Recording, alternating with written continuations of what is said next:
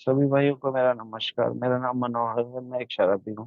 हाय मनोहर हाय भाई। मनोहर भाई। हाँ हाय भाई, मनोहर भाई। नमस्कार नमस्कार। सभी को नमस्कार। मेरा नाम मनोहर है, मैं एक शराबी हूँ। ईश्वर की बड़ी कृपा है, आज शराब नहीं पी है। सबसे पहले तो हेल्पिंग हैंड ग्रुप का शुक्रिया अदा करता हूँ कि आज मेरे जो अनुभव है साझा करने का मुझे अवसर दिया। मैं कोई स्पीकर वगैरह इस चीज में बिलीव नहीं करता हूँ। ये प्योरली मेरे अनुभव है।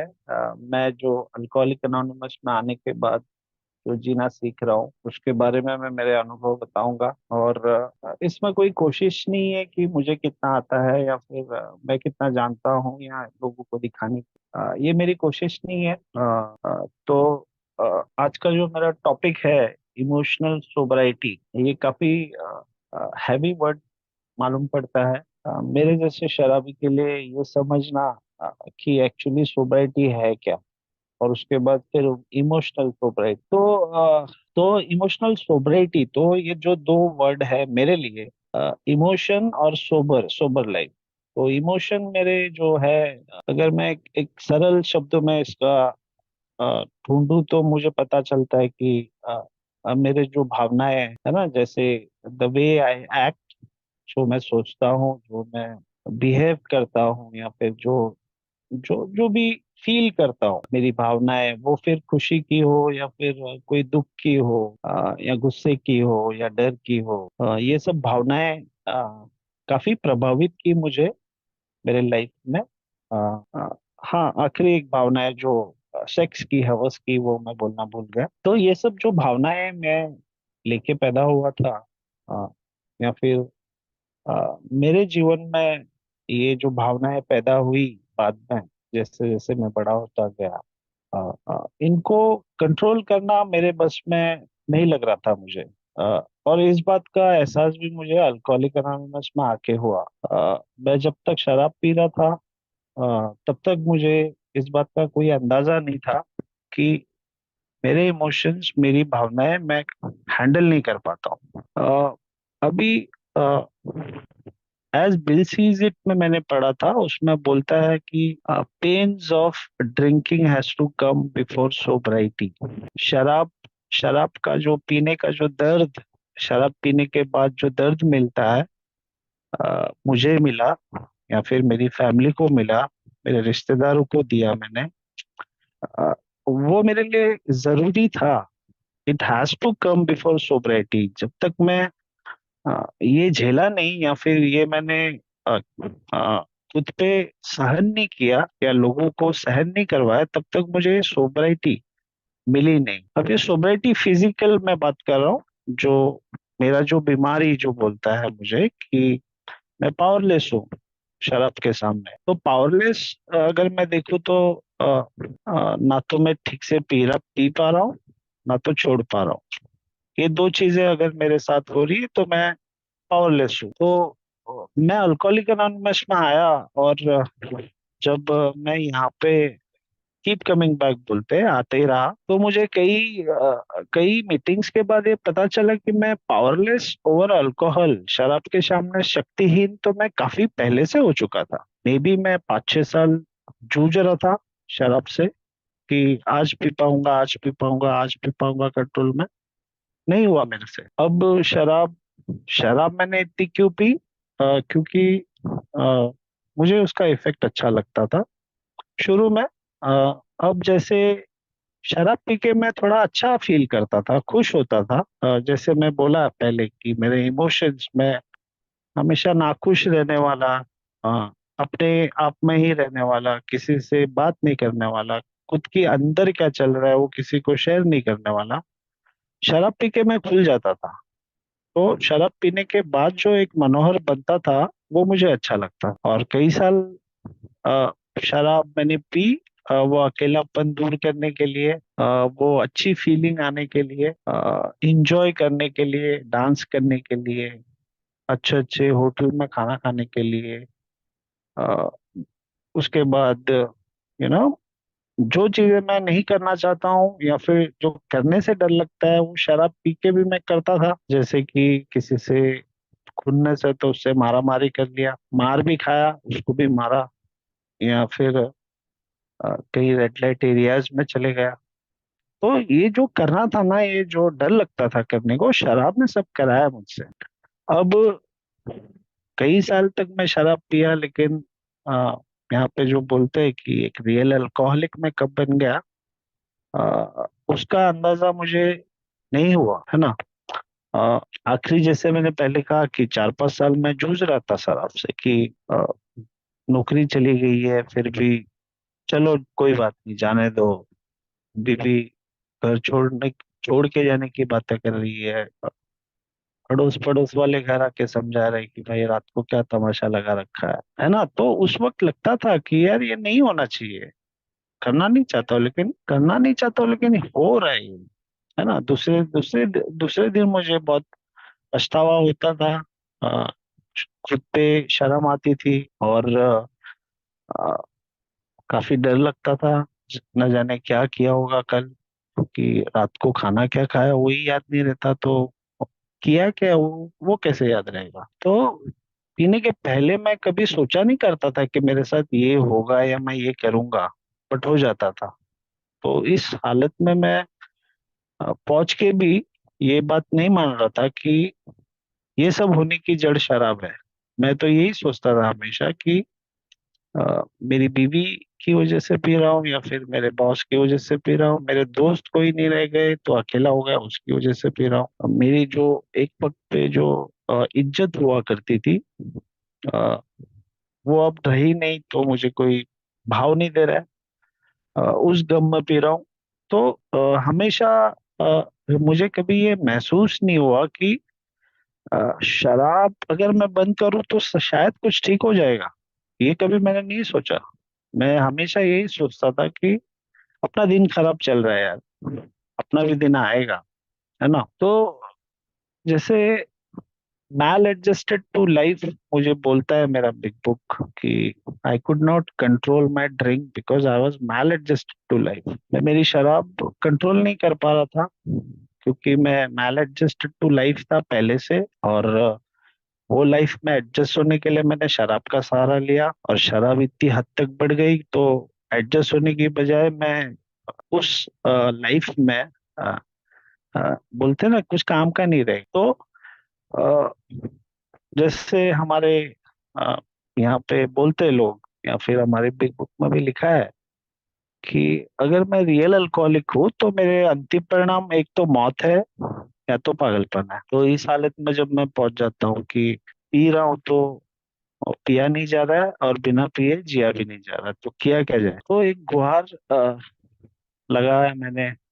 मेरे जो घर वाले जो पूजा वूजा करते हैं, पूजा पाठ करते हैं हमेशा, तो मैं चले गया एक दिन उसी मंदिर में, और मैं रो के बोल दिया कि या तो इस दुनिया से मुझे उठा ले, या तो एक रास्ता तो दिखा दे। अब अल्कोहलिक अनोनिमस का मुझे मैसेज मिला। यहाँ पे बोलते हैं कि जो भी यहाँ पे आता है उस पे ऊपर वाले की बहुत बड़ी कृपा है, तो ही वो यहाँ पे आता है। उसका एक अच्छा एग्जाम्पल मैंने कल देखा कि मेरा एक दोस्त है, उसकी डेथ हो गई।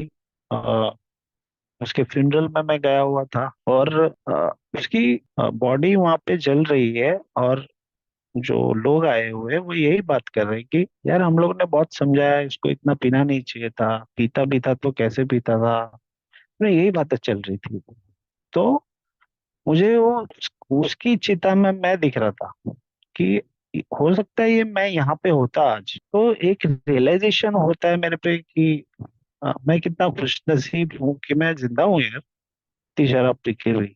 और बुरा भी लगता है कि ऐसे भी लोग हैं जो मानते ही नहीं है कि यार हम शराबी हैं। तो अ, मैंने माना यहाँ पे आके, जो बोलते हैं यहाँ पे कि concede to the inmost self, मेरे अंतर्मन से एक आवाज आई कि मैंने बहुत कोशिश की लाइफ में पीने की कंट्रोल में, लेकिन कभी हुआ नहीं मुझसे। You know when you trying to stop you can not remain stopped. मैं कोशिश करता हूँ, 2 महीने 3 महीने बंद करता हूँ, फिर से पीता हूँ, और ऐसे पीता हूँ कि जैसे 2 महीने का जो गैप है वो पूरी भरपाई कर लूँ। तो ये होता था मेरे साथ। या फिर जब मैं पीने जाऊं तो उस पर मेरा कंट्रोल नहीं होता है, तो मैं इतनी पीता हूँ तो मेरे मेरे इमोशंस में कंट्रोल नहीं कर पाता हूँ, है ना। तो मैं घर पे निकलता हूँ झगड़ा करके, लेकिन जब पी के आता हूँ तो चॉकलेट लेके आता हूँ, फ्रूट्स लेके आता हूँ। पता नहीं, लोगों को, घर वालों को लगता है कि ये क्या पागल हो गया क्या, घर घर से जाते वक्त तो झगड़ा करके गया था और आते वक्त ये सब लेके आ रहा है। तो ये मेरे जो इमोशन जो बदलते हैं ना पल पल में, वक्त वक्त में, ये लोगों को समझ में आता था, मेरे घर वालों को या फिर मेरे दोस्तों को, मेरे ऑफिस वालों को भी समझ में आता था। लेकिन मुझे कभी समझ में नहीं आया कि मैं कैसे बिहेव कर रहा हूँ, मैं क्या सोच रहा हूँ, मैं क्या बातें कर रहा हूँ।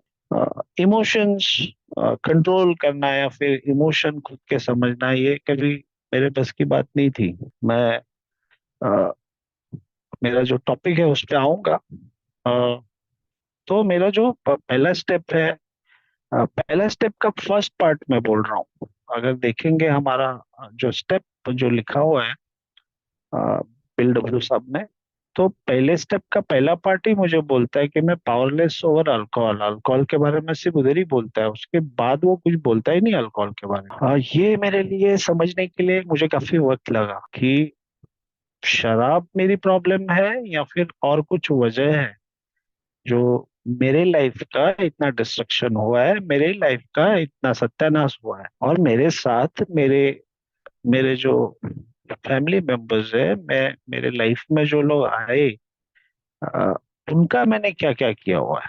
तो अ, बहुत अच्छे से डिजाइन किए हुए स्टेप्स है, जो ईगो डिफ्लेक्ट करते हैं मेरे। मैं स्टेप्स में ज्यादा जाऊंगा नहीं। अ, तो बेसिकली फिजिकल सोब्रिटी मुझे, जब मैं आता हूँ यहाँ पे अल्कोहलिक अनोनिमस में, मैं मानता हूँ मैं शराबी हूँ, फर्स्ट स्टेप का पहला पार्ट, और मैं शराब से दूर होने लगता हूँ। तो ये हो गई मेरी फिजिकल सोब्रिटी, शराब पेट में नहीं है, फिजिकल सोब्रिटी मुझे मिल गई। व्हाट अबाउट माई इमोशनल सोब्रिटी, मेरे जो इमोशंस है, मैं जो मेरा जो बोलने का तरीका है, बात करने का तरीका है, बिहेव करने का तरीका है, वो उस सोब्रिटी का मैं क्या करूँ।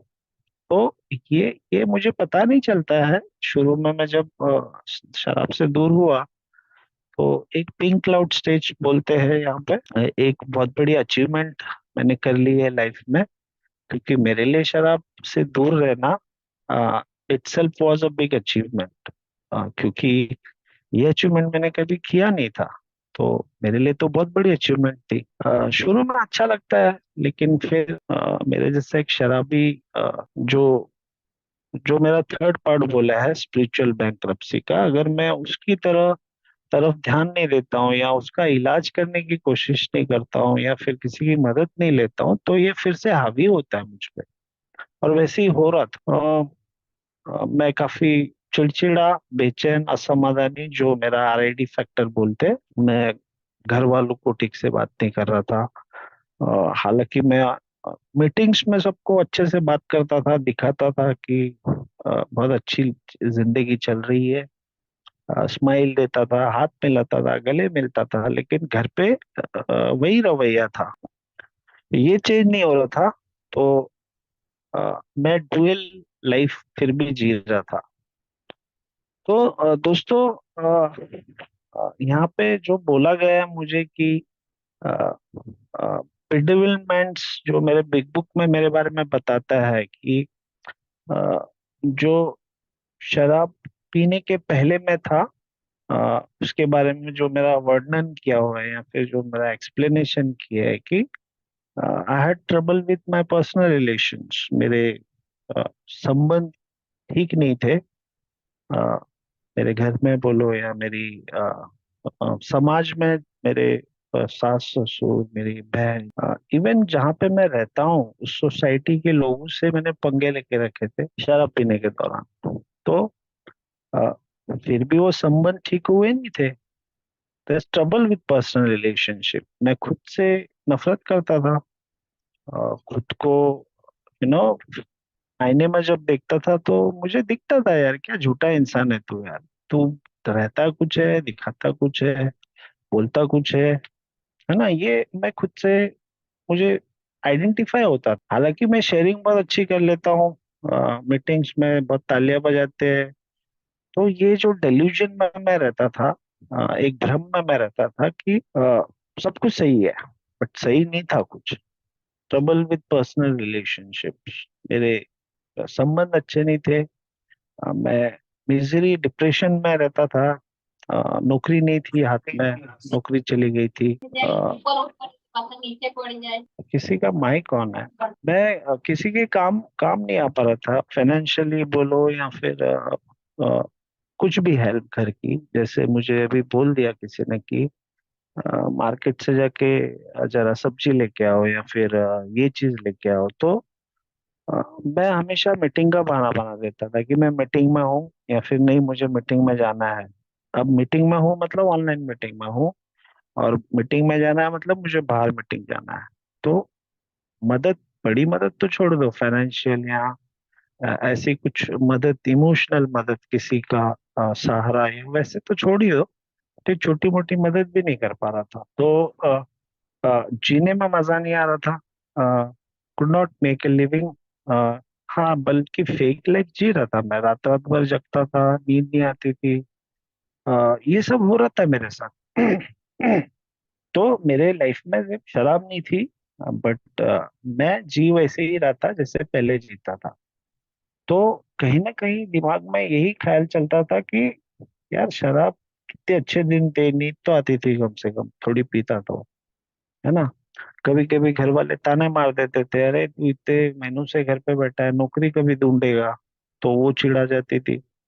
तो वो चिढ़ से मैं घर से निकल जाता था, कहीं गार्डन में बैठ जाता था। अब वो गार्डन में एक बंदा आता था वॉकिंग करने के लिए। वो एक टाइम पे, जहाँ पे मैं शराब पीता था, उस बार का मालिक हुआ करता था। तो उसको देख के मैं छुप जाता था, क्योंकि उसके साथ मैंने जो हरकतें की थी या फिर उसके बार में जो उसको गाली दी थी, वो मुझे याद आ जाता था और मैं छुप जाता था। तो फियर में जीता था मैं, है ना। तो मजा नहीं आ रहा था लाइफ। तो जैसे एक प्लेन को कोई हाईजैक करता है, उसके मर्जी से। अपने इंडिया का भी एक प्लेन हाईजैक हुआ था बहुत पहले। तो उसको उसकी मर्जी से जहाँ पे ले जाना है वहां पे लेके जाते हैं जो हाईजैक करते हैं। तो वैसे ही मेरा जो इमोशंस है, इमोशनल सोबरिटी है, वो कोई ना कोई हाईजैक कर लेता था, उसके हिसाब से ले जाता था। जैसे ये बंदे को मैंने देखा तो मैं फियर में चले गया, तो उसने मेरा जो शांत मैं बैठा हूँ गार्डन में, वो हाईजैक कर लिया। मेरे घर पे किसी ने कुछ ताने मार दिए या पास्ट का कुछ बोल दिया, तो मैं एकदम आग बबूला हो गया। तो ये मेरा जो हाईजैक हो जाता है ना, जो मेरा इमोशन मैं झेल नहीं पाता हूँ या फिर एक्सेप्ट नहीं कर पाता हूँ, कंट्रोल नहीं कर पाता हूँ। इसके लिए मुझे सॉल्यूशन, मुझे बोला तो गया है लेकिन मैं ले नहीं रहा था। जैसे बोलते हैं ना कि एक कार में, एक कार को अगर मैं हाईवे पे चला रहा हूँ, तो उसमें अगर पानी कम हो गया है, तो वो लाइट बीप होता है कुछ तो लाइट, या फिर ऑयल या पेट्रोल अगर कम ज्यादा हो रहा है, तो कूलेंट कम हो रहा है, तो वो इंडिकेशन देता है मेरे कि कुछ तो गड़बड़ है। अगर मैं ये सब इग्नोर करूं, तो शायद मेरी कार बंद पड़ जाए या कुछ भी हो जाए, खराब हो जाए, और मेरा सफर बहुत दुखदाई हो सकता है। मेरा सफर अ, बहुत लंबा भी हो सकता है, या फिर मैं अटक सकता हूँ। तो वैसे मेरे जैसे लाइफ की जर्नी है, मेरे लाइफ की जर्नी में ये सब सिग्नल्स मुझे मिल रहे थे, डर के, गुस्से के, रिजनमेंट के, वासना, जो मैं, घर वाले सो जाते थे तो मैं, मेरी एक फ्रेंड हुआ करती थी, उससे चैटिंग करता था। उसमें मुझे बहुत मजा आता था, रस मिलता था, क्योंकि होता ऐसा था कि अभी शराब नहीं पी रहा हूँ, फिर भी बीवी इज्जत नहीं कर रही है, अच्छे से बात नहीं कर रही है। तो मेरे जैसे एक शराबी को एक इमोशनल कनेक्ट चाहिए होता है, जो अ, मुझे कोई समझे, मुझसे कोई प्यार से बात करे, खाना क्या खाया पूछे। तो ये जो एक्सपेक्टेशंस में मैं रहता हूँ, जो भ्रम में मैं रहता हूँ कि ऐसा होगा तो मैं खुश रहूंगा, वैसा होगा तो मैं खुश रहूंगा, हमेशा इसमें ही रहता था मैं। बट थैंकफुली मेरे लाइफ में एक सद्बुद्धि आई, ईश्वर ने दी मुझे, और जो स्टेप्स मुझे रिकवरी के लिए जो लिखे हुए हैं वो करने को मैंने शुरू किया। तो दोस्तों, ये स्टेप 3 to 9 में जो मैंने किया, जो भी सर्चिंग, मोरल इन्वेंट्री, कन्फेशन, फिर 6 स्टेप में मेरे को जो मेरे प्रॉब्लम्स पता चले, 7th में मैंने ये किया। अभी 9 स्टेप में जब मैं अ, खत्म करता हूँ तो मुझे एक प्रॉमिस देते हैं कि now we have entered a world of spirit. ऐसा बोलता है कि अब हम आध्यात्मिक दुनिया में आ चुके हैं। तो ये आध्यात्मिक दुनिया मतलब क्या है कि एक्चुअली मैं खुद को पहचानने लगता हूँ। जो जो मैंने लाइफ में किया हुआ है, जो जो डर का मेरे कारण था, जो खुन्नस मेरे को आ रही थी, तो ये सब जानता हूँ ना। तो ये जो मेंटेन करना होता है मुझे कि मेरे इमोशंस को, कि एक्चुअली मैं क्यों इतना रेस्टलेस रहता हूँ, क्यों इतना चिड़चिड़ा रहता हूँ। तो बेसिकली जब मैं 10 स्टेप में आता हूँ तो मुझे ये सब देखने को कहा है। Watch out for your selfishness, watch out for your dishonesty, watch out for your resentment, watch out for your fear. ये चार चीजें जब मैं मेरे 4th स्टेप इन्वेंटरी में किया हूँ तो मुझे ये बहुत इजी पड़ता है 10 स्टेप में। अभी 10 स्टेप में बोलते हैं लोग कि डेली इन्वेंटरी रात को सोते वक्त, बट मुझे ऐसा लगता है कि बिल्डअप उन्होंने कहीं पे लिखा हुआ है कि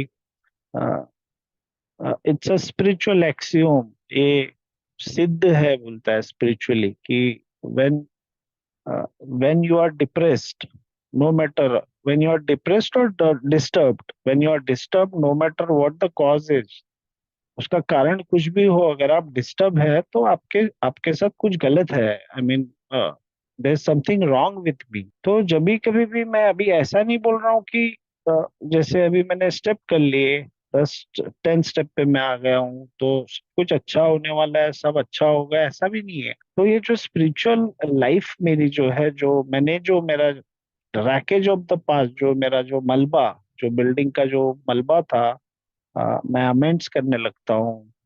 वो जो बार मालिक मुझे देख के, मैं जिसको देख के डरता था, उससे मैं अमेंड करता हूँ।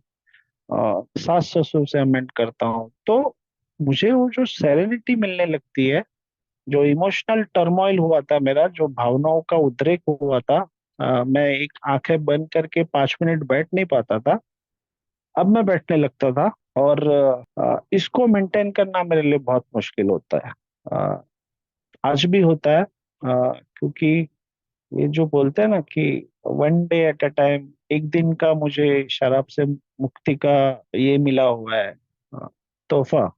अ, अगर मैं इस पे काम करूँ तो मेरे जो स्पिरिचुअल प्रिंसिपल्स है, आध्यात्मिक, आध्यात्मिक काफी बड़ा शब्द लगता है।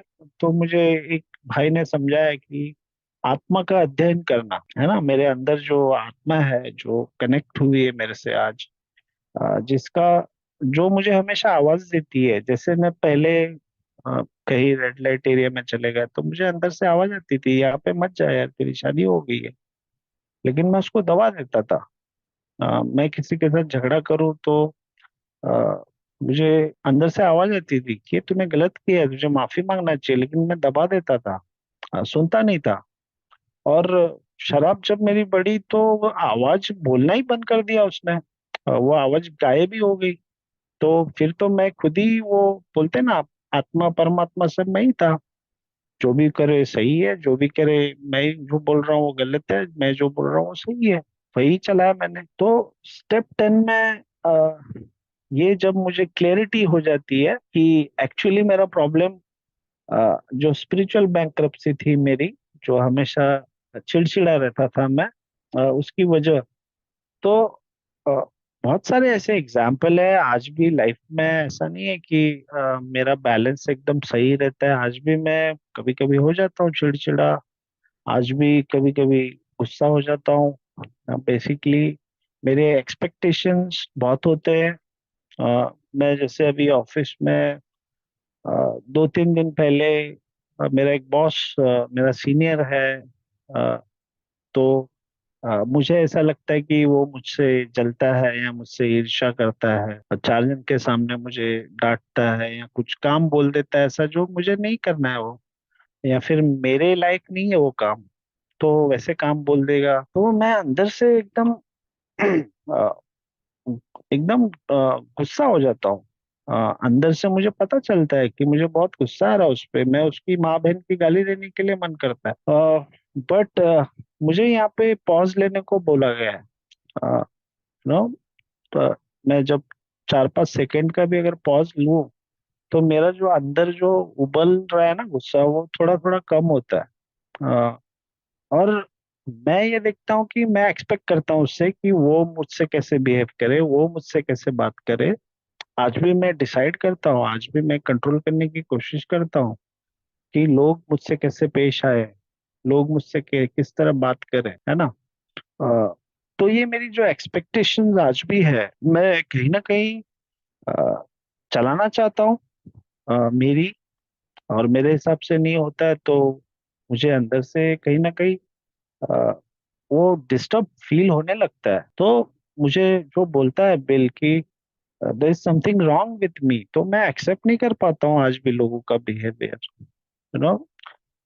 आज की बात है, सुबह टिफिन में क्या कहते हैं कि मेरी वाइफ ने कल रात के चावल, उसको सब्जी वब्जी डाल के, गाजर वाजर डाल के, कुछ पुलाव टाइप बना के बोला कि ये टिफिन में ले जाना आप। और मैं मुझे ऐसा लगता है कि मेरे जैसा इंसान ना बहुत अच्छा डिजर्व करता है, बहुत मतलब उसको एकदम गरम गरम खुशबूदार खाना चाहिए। तो जैसे उसने बोला, मैंने मन में सोच लिया कि ये कौन खाए, और मैं चले गया ऑफिस। और मैं जब घर पे आया तो उसने मुझे पूछा कैसा था पुलाव, तो मैंने बोला कौन सा पुलाव, काय का पुलाव, तो बोलती मतलब तुम लेके नहीं गए टिफिन। तो मैं बोला नहीं, मैं नहीं लेके गया। तो वो भी काम करती है तो उसको ऐसे पता नहीं था। तो मैं बोला कौन सा टिफिन, काय का टिफिन, तो लेके नहीं गए। मैं बोला नहीं लेके गया। क्यों नहीं लेके गए? तो अब मेरे जैसा शराबी ना सच बताने को भी डरता है, ऑनेस्ट बोलते हैं ना जो। तो वो भी आज पूरी तरह ऑनेस्ट नहीं हूं मैं। तो मैं बोला कि नहीं, मैं राइस खा के मुझे नींद आती है इसलिए मैं नहीं लेके गया। तो असली बात मुझे पता है कि मुझे नहीं खाना था वो राइस, क्योंकि उसका जो कलर था वो देख के ही मुझे पसंद नहीं आया। तो दोस्तों, फिर मैं यहाँ पे बैठा साइड में, मैंने सोचा कि यार, मतलब एक टाइम पे तो मुझे खाना भी नहीं जा रहा था, आज मुझे खाना मिल रहा है फिर भी मैं उसको ठुकरा रहा हूँ, है ना। तो ये जो सोच आती है ना, वो कहाँ से आती है? ये मैं नहीं लेके आता हूँ, पता नहीं, कोई तो हायर पावर है वो लेके आती है। और वही फिर राइस मैंने गर्म करके अभी रात को वही खाया, और उसके बाद मैं मीटिंग में बैठ, तो वो देख के उसको थोड़ा अच्छा लगा कि चलो यार, सुबह नहीं लेके गया, अभी तो खाया। तो ये रियलाइजेशन जो है ना, ये जैसे छोटी छोटी चीजें हैं, मैं बहुत बड़ी चीज नहीं बोल रहा हूँ कि मैंने बहुत कुछ बड़ा किया, लेकिन ये जो छोटी छोटी चीजें हैं ना, अ, वो मेरे इमोशंस या मेरी जो सोब्रिटी है उसको मेंटेन करने में बहुत मदद करती है। ऐसे ही जो क्या कहते हैं, अपने बिग बुक में भी एक एग्जाम्पल लिखा हुआ है। एक जिम की स्टोरी बताई है उसमें। वो जिम, पता नहीं सभी लोगों ने सुनी है कि नहीं वो स्टोरी, बिग बुक में लिखी हुई है। तो काफी बड़ा बिजनेसमैन, सब अच्छा चल रहा है उसका। घर में सब कुछ है, फैमिली है, बीवी है, पैसे है, बिजनेस है, लेकिन शराब की लत लग जाती है। शराब पीना शुरू करता है 35 साल में, और इतनी बुरी लत लगती है कि वो बिजनेस चले जाता है, बीवी चले जाती है, सब कुछ चले जाता है। और जब उसको अल्कोहलिक एनोनिमस का मैसेज मिलता है तो वो ठीक होने लगता है, अ, शराब से दूर होने लगता है। और वही बंदा जिसके पास एक बिजनेस हुआ करता था, अब सोब्राइटी में वो बंदा उस बिजनेस में नौकरी के लिए काम कर रहा है ना।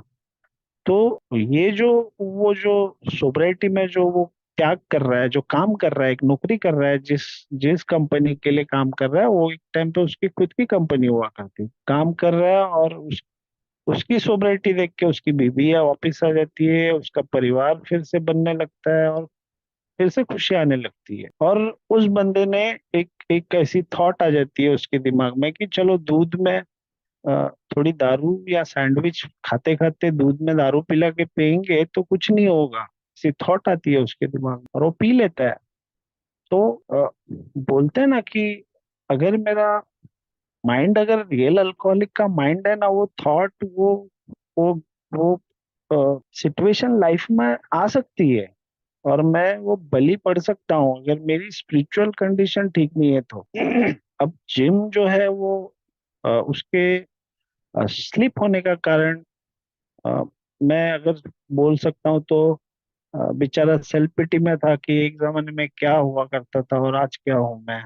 जो मैं भी सोचता हूँ कभी कभी कि गाड़ी थी, फोर व्हीलर थी, पैसे थे, सब कुछ थे, आज क्या एक नौकरी के लिए धक्के खाने पड़ रहे हैं। पहले 100 रुपए मिलते थे, अभी 25 रुपए में काम करना पड़ रहा है। ये सोचता हूँ मैं भी। लेकिन दोस्तों, ये जो सेल्फ पिटी में भी मैं जाता हूँ तो आज अंदाजा होता है ना। तो स्पिरिचुअल लाइफ एनलार्ज नहीं करूंगा तो मैं, बोलता है कि जैसे मेरी spiritual life should go upward, आगे उसकी बड़े बढ़ोतरी होनी चाहिए, न कि घटोतरी।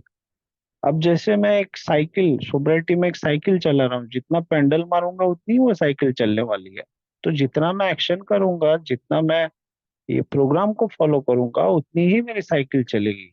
अब ये साइकिल ऐसे है ना कि ये चढ़ाई के रास्ते वाली साइकिल है, तो पेंडल मारने के लिए ताकत भी लगानी है। अगर पेंडल लगाना बंद कर दिया तो साइकिल पीछे की तरफ आएगी, तो शायद मैं गिर भी सकता हूँ। तो ये सब चीजें जब मैं देखता हूँ कि रिजनमेंट आज भी हो जाती है, गुस्सा बेसिकली रिजनमेंट, जो फीलिंग है मेरी, जो एक इमोशन है मेरा, मेरे मेरे इच्छा से नहीं हुआ है, मेरे एक्सपेक्टेशन की तरह नहीं हुआ, तो फिर मैं नाराज हो जाता हूँ। नाराज फिर गुस्से में बदलता है, गुस्सा फिर एकदम खुन्नस में बदल जाता है, वो खुन्नस फिर रह ही जाता है दिमाग में। ऐसा बहुत बार हुआ है मेरे साथ। मेरे ऑफिस में एक बॉस मुझे 4 दिन के सामने डांट दिया, तो मेरा वो जो सेल्फ एस्टीम है ना, वो हर्ट हो जाता है। जो मेरी नजर में मैं एक मनोहर बना के रखा हूँ कि यार ये, इसको कोई डांट नहीं सकता है, इसको कोई बोल नहीं सकता है ना, ये इसके जैसा कोई है ही नहीं। ये जो बना के रखा हूं ना, ये अगर ये इसके खिलाफ कुछ होता है तो मेरे को हर्ट हो जाता है। तो जब उसने मुझे 4 दिन के सामने डांटा, तब मुझे इतना बुरा नहीं लगा। जब मैं सीट पे आके बैठा और जब वो सोचने लगा कि यार इसने ऐसा नहीं चिल्लाना चाहिए था, यार इसने 4 जन के लोग, 4 लोगों के सामने नहीं चिल्लाना चाहिए था, तो ये क्या होता है ना कि एक मनोहर दूसरे मनोहर को भड़काता है कि साला तेरे साथ ऐसे हुआ, तूने सहन कैसे कर लिया। तो ये जो मैं ही खुद से द्वंद करने लगता हूँ, फिर वो जो खुन्नस आती है। तो उस दिन हुआ ऐसा कि ये बात सुबह हुई तो दोपहर को लंच में भूख नहीं लग रही है मुझे, रिजेंटमेंट अंदर बढ़ते जा रही है, खुन्नस। और बोलते हैं ना कि शाम को वही बॉस मुझे केबिन में बुला के बोलता है कि भाई चाय पिएगा या कॉफी पिएगा। तो ये नॉर्मल लोग ये है ना, बोलते हैं ना कि resentment is the number one offender. ये नॉर्मल लोगों के लिए ठीक है, गुस्सा बहस करना, मेरे लिए नहीं है। मैं एक शराबी हूँ, मेरी सोच वैसी नहीं। तो आज मेरे को फॉरगिव करने आना चाहिए किसी को भी। अभी फॉरगिव करना मतलब मैं कैसे कि चल सॉ सामने वाले ने सॉरी भी बोल दिया तो मैं ऐसे ही माफ नहीं करता हूँ। तो मैं कैसे ना उधारी रखता हूँ कि तूने जो मेरे साथ किया ना, उसका मैं इंटरेस्ट के साथ तुझे बदला दूंगा। तो इस तरह का इंसान हूं मैं। तो अल्कोहलिक एनोनिमस में जब आता हूँ तो मुझे फॉरगिव करने बोला है, मुझे प्रे करने बोला है उसके लिए। You know, forgive means not to forget. किसी को माफ करना मतलब वो चीज को भूलना नहीं है, उस चीज को एक्सेप्ट करना कि चलो यार ये हुआ, शायद वो मेरे से ज्यादा बीमार है, वो एक्सेप्ट करना। और बदले में उससे you know not seeking revenge, उससे बदले लेने की भावना से बाहर निकलना। या फिर उसने मेरे साथ जो किया उसके बदले में मुझे कुछ मिले उसकी अपेक्षा में रहना। या फिर नॉट टू रिटेलिएट, अगर सामने अगर मेरे कभी आए तो मैं उसको बदले की भावना से नहीं देखूं। ये बोलने में बहुत इजी लगता है लेकिन करने में बहुत डिफिकल्ट जाता है। जैसे बोलते हैं ना कि this is simple program, difficult but not easy. मतलब डिफिकल्ट है लेकिन इजी नहीं है, बोलने में डिफिकल्ट नहीं है, बोलने के लिए मैं बहुत कुछ बोल सकता हूँ, लेकिन जब मैं करने जाता हूँ तो मेरे लिए बहुत डिफिकल्ट जाता है। तो बेसिकली मेरा जो प्रोग्राम है, ये मुझे साइकिक चेंज बोला है, जो मेरा जो मानसिक बदलाव करता है। मानसिक बदलाव बोले तो स्पिरिचुअल एक्सपीरियंस भी बोलते हैं इसको। जो मेरी जो इमोशन, जो मेरा जो देखने का एटीट्यूड है, जरिया है, the way I think, the way I act, the way I behave, ये पूरा चेंज होता है धीरे धीरे। एक ही रात में नहीं हुआ ये, अभी भी मैं बदलाव, बदलाव के रास्ते पे ही हूँ। तो कभी कभी ऐसा भी होता है कि वाइफ कुछ ताने मार देती है बच्चों के सामने। अ, वो भी एक्सपेक्टेशंस होती है, वो भी एक्सेप्ट नहीं होता है कि यार अभी तो बच्चों के सामने मत इज्जत उतार। तब उतना बुरा नहीं लगता, फिर बाद में सोचने के बाद अरे बच्चों के नजर में मैं कैसे, क्या क्या इज्जत रहेगी मेरी। अब तो ऐसे नहीं बोलना चाहिए, अब तो शराब नहीं पी रहा हूँ, है ना। तो ये जब सोचता हूँ ना तो मैं और बौखलाने लगता हूँ।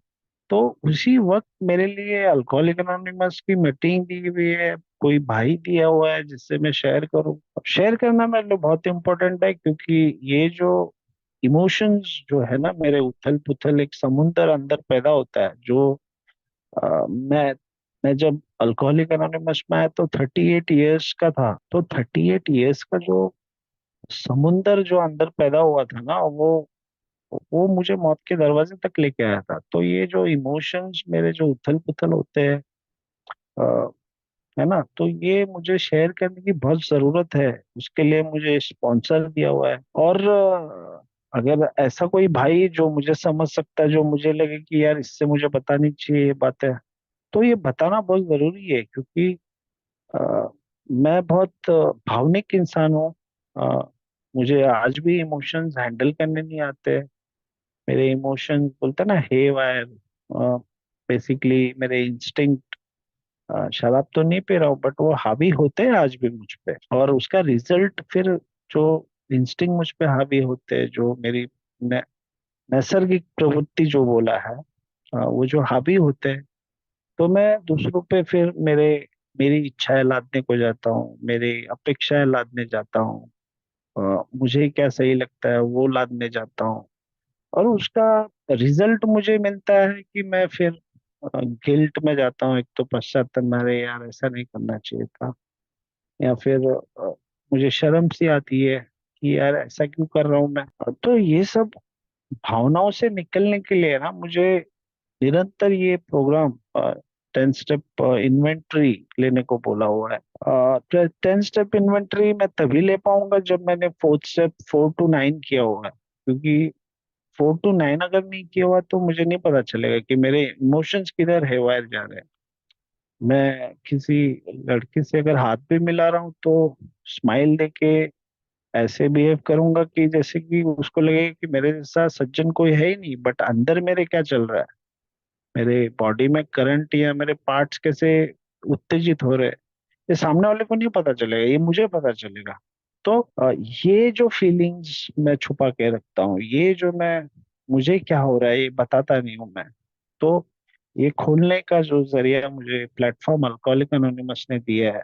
तो इसी वजह से मुझे जो मेरे इमोशंस है उस पे बोलते हैं ना, एक लगाम रखने की बहुत मदद मिलती है। और ये लगाम मैं सिर्फ पहचान सकता हूँ मेरे इमोशंस किधर है वायर हो रहे हैं, किधर तकलीफ हो रही है मुझे।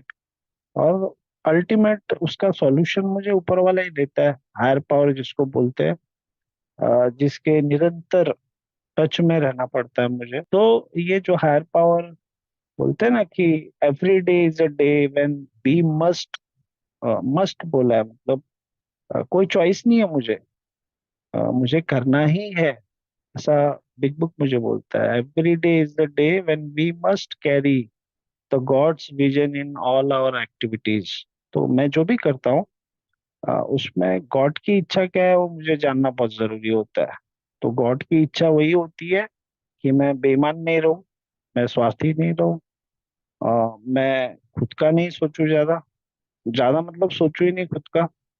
तो उसके लिए अगर मुझे ऐसा कोई समाज में या घर में या ऑफिस में कोई नहीं मिल रहा है, तो मुझे अल्कोहलिक एनोनिमस में बोला कि भाई तेरे जैसा एक कोई नया भाई है, उसकी मदद कर, तो शायद तू तेरे खुद से बाहर निकल पाए। और यही कोशिश जारी रहती है।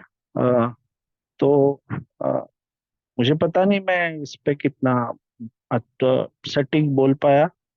तो मुझे बोलने का मौका दिया, मैं यहीं पे रुकता हूँ। सभी भाइयों ने शांति से सुना, सभी का शुक्रिया।